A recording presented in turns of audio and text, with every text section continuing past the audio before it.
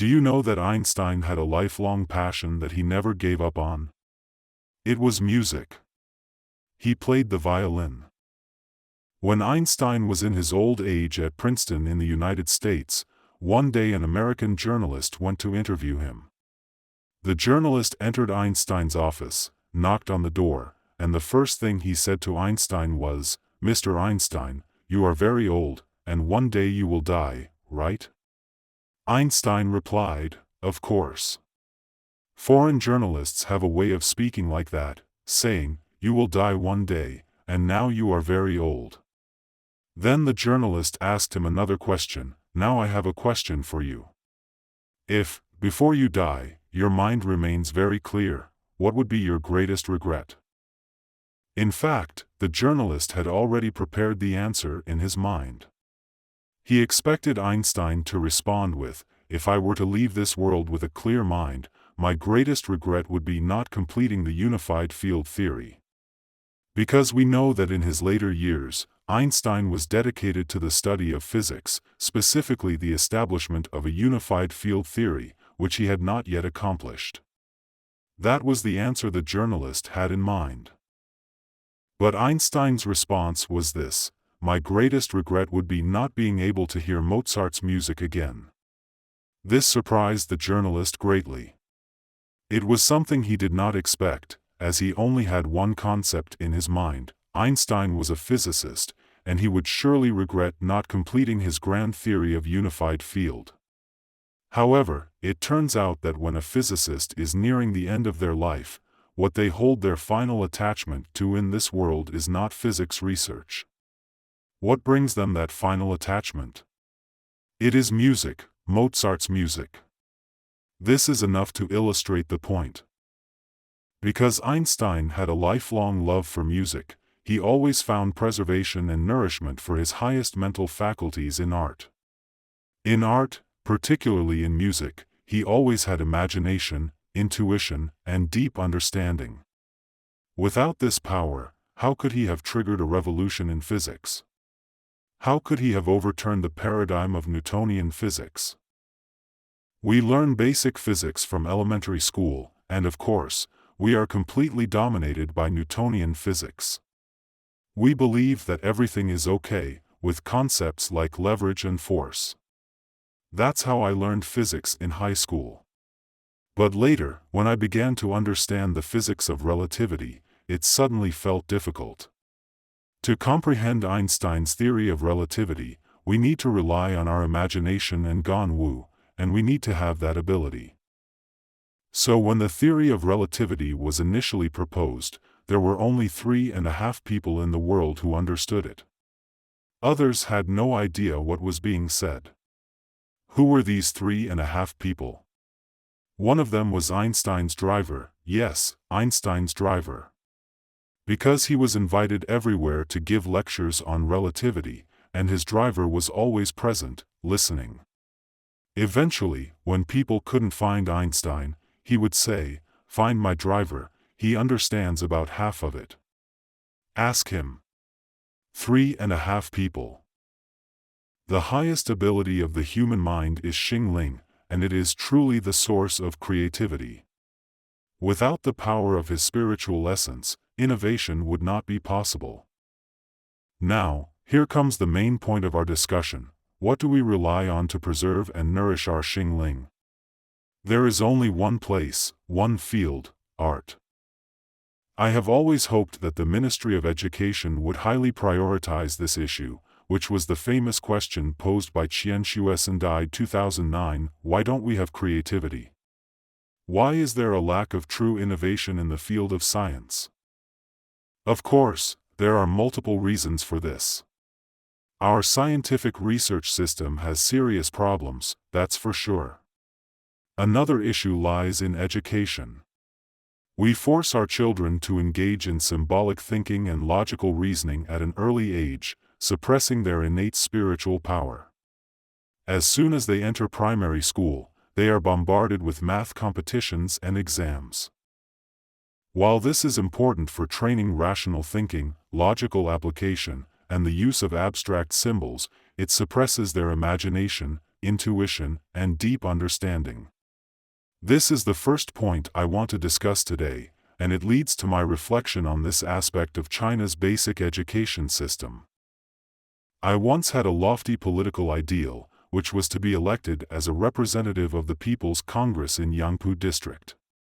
Now, I don't even dare to dream about that.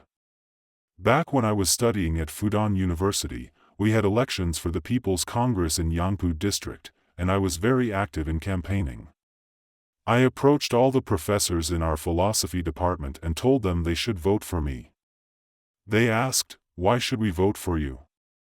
I replied, "If I am elected as a representative of the People's Congress in Yangpu District, I will have 3 proposals related to education." They said, "Tell us about those 3 proposals. It's like giving a campaign speech." I said, "The first proposal is to eliminate key high schools throughout the entire Yangpu district. How can we have some schools designated as key while others are not? That's the first proposal. If I get elected, the second proposal is to abolish all bilingual kindergartens. During the kindergarten stage, it is crucial for our children to develop proficiency in their mother tongue. Language is the home of human existence, and for us Chinese, our home is the Chinese language.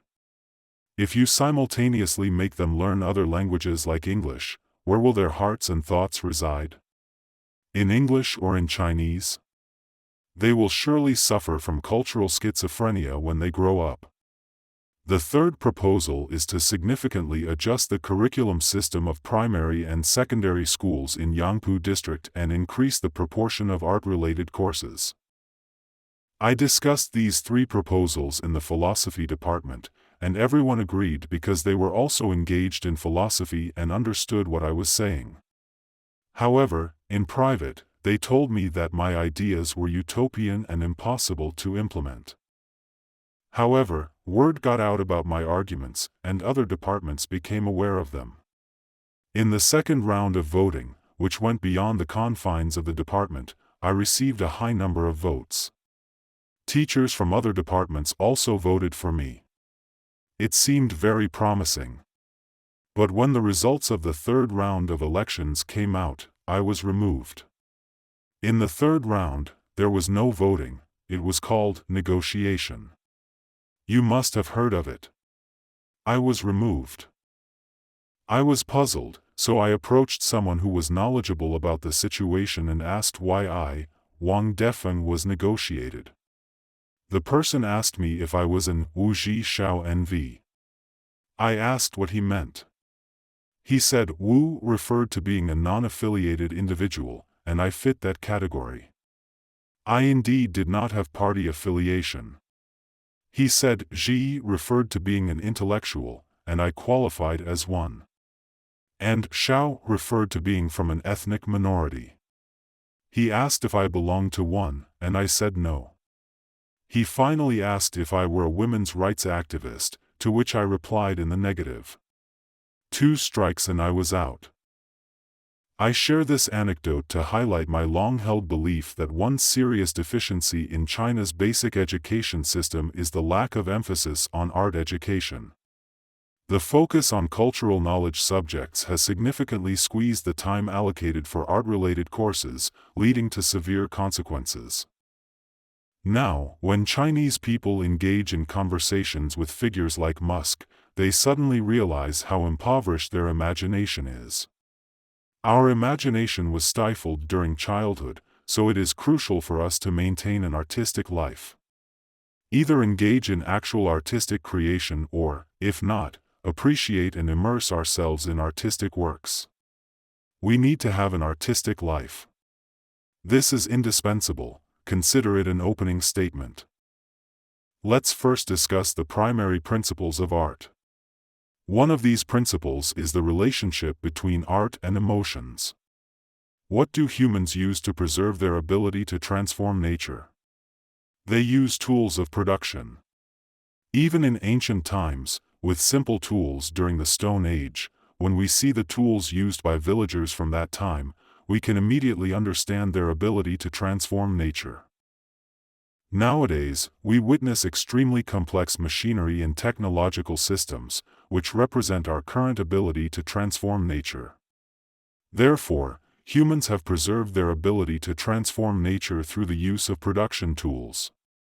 Humans also preserve their understanding of the natural world through theories and formulas, which are encapsulated in scientific concepts and formulas. So, the question arises, what do humans use to preserve our vivid and lively emotions? Can we use conceptual symbols or mathematical formulas to preserve our emotions? It may not be possible. There is only one method: creating artistic works. Only through the creation of artistic works can we preserve the vibrant, fresh, and powerful emotions that surge within us, allowing them to display forever. In this sense, we can liken art to a refrigerator. Let's use an analogy. Just as humans invented refrigerators to keep our food fresh, we use art to preserve our emotions in a fresh, lively, and vibrant state. For instance, imagine we are faced with a musical score written by a composer 300 years ago. If we have the ability to read sheet music, as we read through the score, the vivid and powerful emotions that once surged within the composer's heart come alive once again. We resonate with those emotions, as if they have been brought out and are still fresh and powerful. Only art can achieve this. Why can art accomplish this? Art achieves this by altering the image of external objects, which is called creation, rather than merely replicating the external appearance. Through the transformation of these images, art can preserve the desired emotions that the artist intends to convey. This is the foremost task of an artist, something that abstract textual concepts are hard to accomplish. Art achieves this by creatively transforming the external representation of things, rather than simply replicating them. By altering the external representation of things, artists can preserve the emotions they wish to convey. This is the first and foremost task of an artist, something that cannot be accomplished through abstract textual concepts. When I was young, I didn't understand how to write compositions, and my teachers weren't very good at teaching it either. Have you heard of narrative essays? In primary school, we first learned to write narrative essays. I remember that Saturday afternoon class. Back then, we didn't have weekends off, so we had classes and had to study on Saturdays. Our Chinese teacher announced, "Tomorrow is Sunday, and our grade is going on an autumn outing to Changfeng Park." When us second-grade students heard about the outing, we all clapped and cheered. We were so excited that we could go to Changfeng Park and play all day tomorrow. But as soon as the applause died down, our Chinese teacher earnestly told us, "Don't get too excited. When we go to Changfeng Park on Sunday, you need to bring your essays to hand in to me on Monday. So, while you're there, don't just focus on playing, but also pay attention to observing, otherwise you won't have anything to write about later." And so, the day came. I went to play, and everyone in my class had a great time. We were all so happy that we didn't even remember to observe anything. We just played joyfully and then happily returned. Oh no, now we had to write our essays. I didn't know what to write about. I started with, at 8 o'clock in the morning, we left from the school gate, and the bus from the transportation company took our 2 classes to Changfeng Park. As we entered through the main gate, there was a rockery, and if you walked to the left, there were flowers, if you walked to the right, there were bridges and ponds.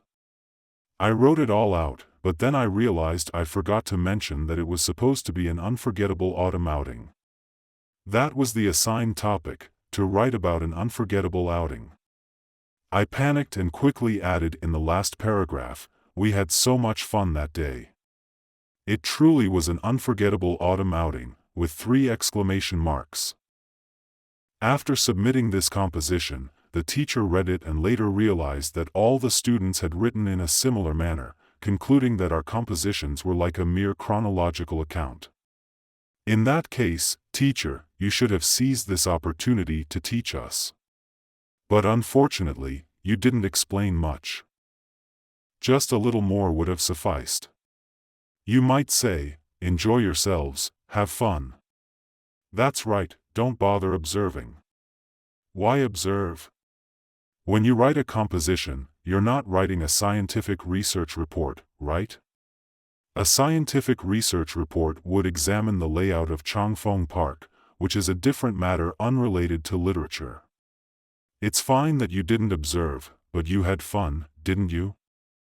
After having fun, you should recall and write down those things and images that made you happy and left an impression on you.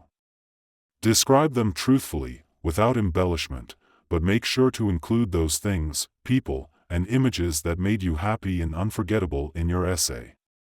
When writing a composition about an unforgettable autumn outing, what word should never appear in the essay? Unforgettable. You want the reader to feel that it's unforgettable after reading your essay. That's when you've succeeded. Only through vivid descriptions and imagery can we capture emotions. If children are not yet skilled at creating imagery, they will develop that skill as they grow older, using imagery to preserve those emotions. If the existing imagery is not sufficient to capture the emotions, we can creatively alter it. Why do we distort the external representation of things? Why do we distort it in the process of description? The purpose of distortion is to preserve the emotions within the distorted imagery. I remembered another incident that is worth mentioning. In 2008, I went to the United States for the first time. The reason for my visit was because Fudan University was planning to implement general education, and I was involved in the design of the program. We organized a group of 5 teachers to visit Yale University and Georgetown University in the United States to explore how they implemented general education. During our visit, we encountered a weekend when the universities weren't able to accommodate us. So, we made plans to visit Washington, D.C. It was my first time visiting the city, and I discovered that it was a city with a rich historical significance, commemorating the founding history of the United States. It was a city of commemoration. Those who have been to Washington, D.C. might remember that the city has an axis. What stands tall along this axis? The Washington Monument, a spire-like structure pointing towards the sky. And what is on the other side of this axis? The Lincoln Memorial. Between the Lincoln Memorial and the Washington Monument, there is a very long rectangular pool. It was winter, December, and just a week earlier, D.C. had experienced a heavy snowfall. But then the snow stopped, and the temperature dropped significantly, making the air frigidly cold. As a result, a thin layer of ice formed on the water surface. The surroundings were filled with trees, and it was hard to tell whether we were in a city or the countryside in Washington. The forest consisted of numerous maple trees, and their maple leaves were a deep red color. These deep red maple leaves had already fallen onto the water's surface, and with the cold weather, a thin layer of ice formed, encapsulating the vibrant red maple leaves. Under the sunlight, the ice shimmered, and we were all amazed by the beauty of the water surface. Let's imagine for a moment that thin layer of ice, encapsulating patches of maple leaves, shimmering under the sunlight. In our excitement, several teachers who were accompanying me immediately picked up their digital cameras and captured the beauty of the water's surface. I, on the other hand, never took photos and didn't carry a camera. Nowadays, I don't use a camera anymore, it's all done with smartphones. But back then, we didn't have smartphones, so it was digital cameras. Everyone was excitedly taking pictures, and after they finished, I asked them, "Why did you take those photos?" I knew they wanted to show them to their friends and family back in China, to let them see the beauty of Washington as we saw it that day, particularly the mesmerizing water surface. Now, let me ask you a question. I know that the pixel resolution of your cameras is very high, and I'm sure you took precise shots of that water surface. You can immediately see the results now. If we were to show the captured image to our friends and family in China, would they feel the same excitement as we do now? Would they be as thrilled? Most likely, they would simply say, "It looks beautiful," or "just so, right?" And they would be right to think so. High-resolution cameras don't distort the scene, they have a high level of accuracy and precision. However, they are unable to convey the excitement and emotions we felt in that moment, the depth of our emotions. They asked me, "So what do you mean?" I replied, "Among the 5 of us, who is a painter? Let's quickly set up our canvases and do some sketching. Try to capture the water surface of this Washington pool on your canvas. That's what we should do." When you compare your painting to a digital photograph, you will find that it distorts so much. It will inevitably distort because when you are painting, what are you focused on? You are trying to capture the emotions that this water surface evokes in us on your canvas. The purpose is to record the emotions, not to faithfully reproduce the original appearance of the water surface. Does this all make sense? With the development of modern photography technology to such a degree, logically speaking, the artist's brush would become obsolete. In terms of realism, a painting can never match the realism of a digital camera. But will the art of painting come to an end? No, because what is the purpose of painting? It is not about achieving perfect realism, but about what? It is about using the depiction of external objects, such as landscape paintings, portraits, or character paintings, to preserve and convey our feelings about that subject, to preserve that emotional connection. In pursuit of this purpose, you will inevitably exaggerate, omit, and distort certain elements. That is called creation. In the realm of imagery, you are starting to create.